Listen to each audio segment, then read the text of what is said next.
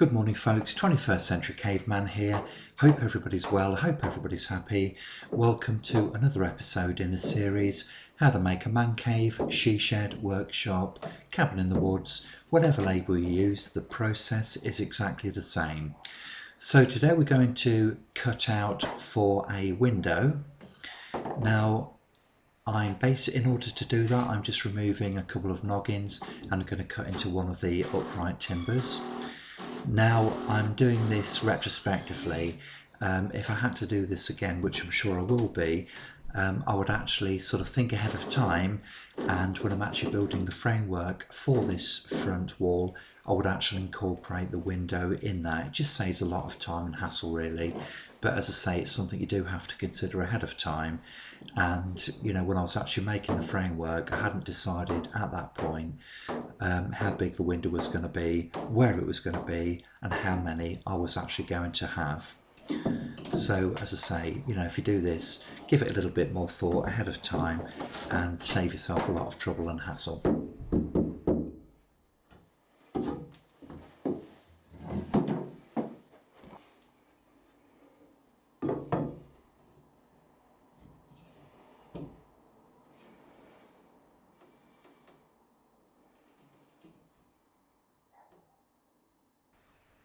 So I'm just getting stuff nice and level up so I know exactly where to cut, in order that when I put the sill in for the window, everything's going to be nice and level and sit straight.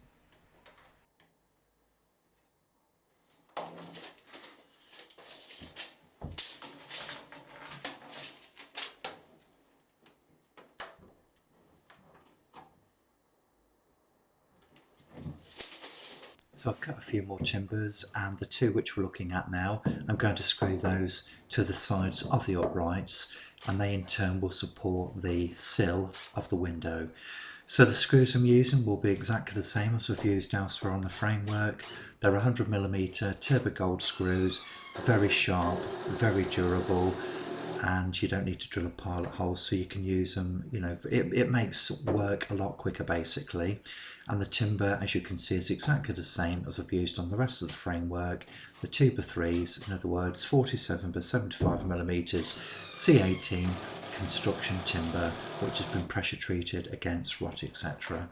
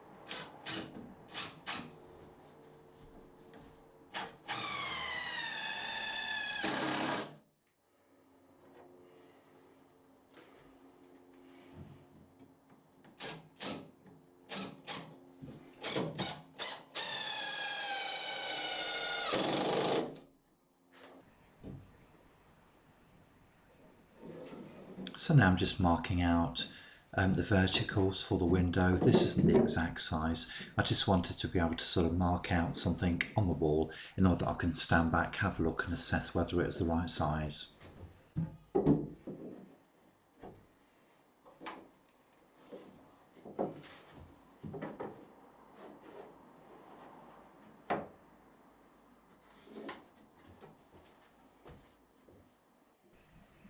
Now this is my first use of the TACKLIFE reciprocating saw. I'll put the model number on the screen. Now this is the very first time I actually used this, and you know, knowing what I know now, I wouldn't have actually used this for the first time on this sort of a job. Although the camera doesn't show it because of the angle which you know, the video camera was sitting, the lines were quite wavy, and I'd have done a much tidier job using the jigsaw. However, with a little bit of experience, this would have been more than appropriate for the job. One of the very helpful features of the reciprocating saw is the fact that you can actually twist, or rotate rather, the head of the saw 90 degrees left or right, in order to get the right, angle for cutting whatever it is you're cutting, basically. Also has quite a useful light which shows up the area you're cutting into, although that is somewhat obscured by the shadow caused by the shoe which surrounds the blade.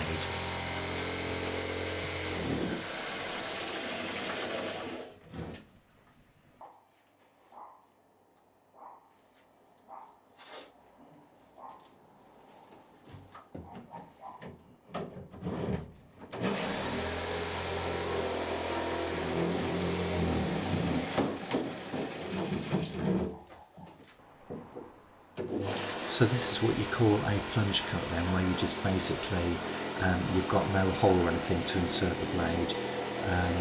It's quite sort of tricky to do if you haven't done it before, and as I say, I wouldn't attempt to use a saw like this on a project where it requires any great degree of accuracy, because the lines of cut here, they're quite wavy, they're not that specific or accurate.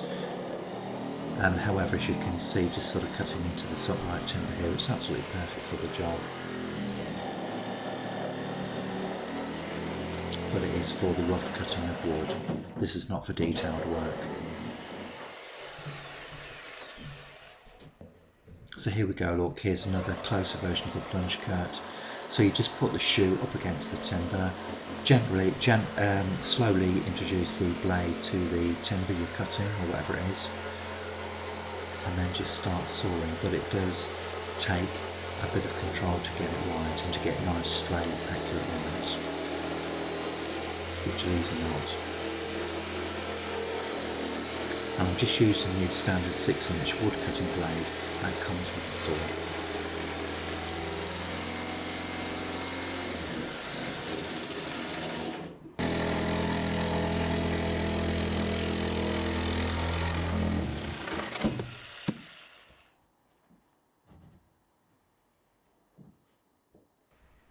As you can see, the saw is very versatile. Just twist the head, look, and you can, cut at whatever angle you need to.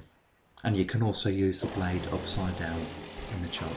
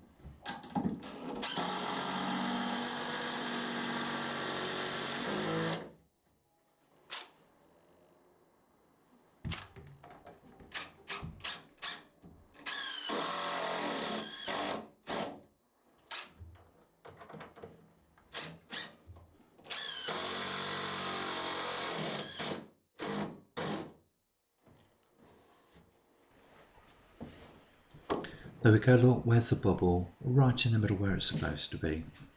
Nice and plumb and level. Now I changed the blade on the saw over to a blade that can cut into metal, because I was struggling to get rid of this piece of timber, so that cut into these screws wonderfully. Just give it a quick tug and we're done. Wonderful.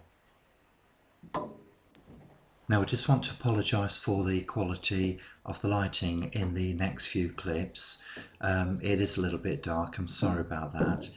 I hope you can get a gist as to what I'm doing here. So basically I'm putting in a horizontal timber, which can be loosely described as a sort of a timber lintel for the window.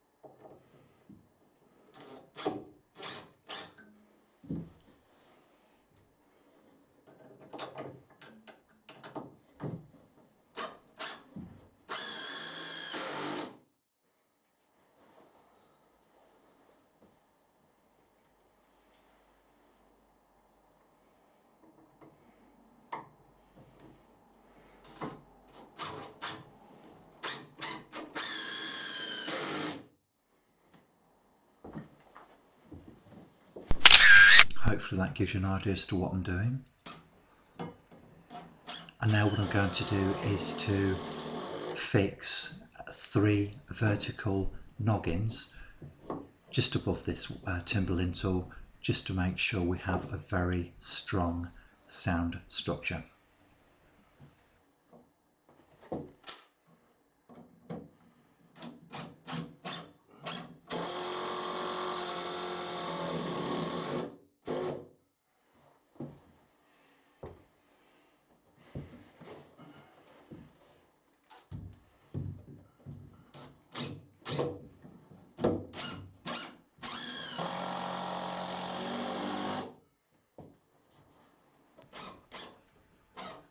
Now, in a lot of YouTube videos you do see people using nails pretty much all the time, although a few folks do use screws, such as myself. I prefer to use screws because to my mind they're easy to use. Now don't get me wrong, they are more expensive, but they do grip timber together very well indeed, and that's certainly my preference. And also, if you want to remove any timbers for any reason, then obviously you just need to unscrew them, whereas you can actually damage the timber if they're nailed together.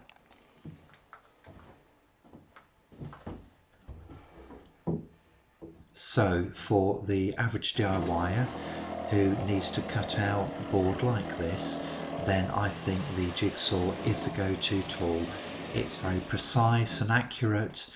It gives a nice clean cut, and I think it's easier to use basically. So this is what I would use for the more detailed work. If you're very experienced with a reciprocating saw, then yeah, I mean it's going to be a hell of a lot quicker, but you're going to get a much rougher finish. So this would be my choice if and when I do this again.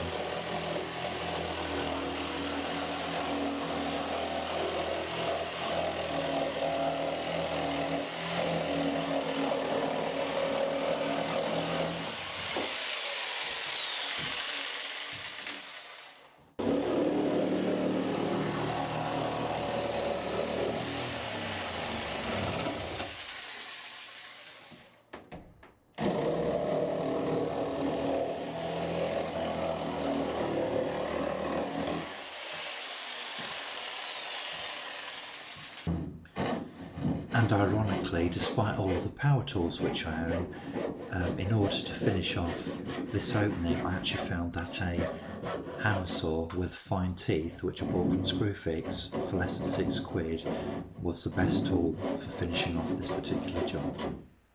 How ironic is that, eh?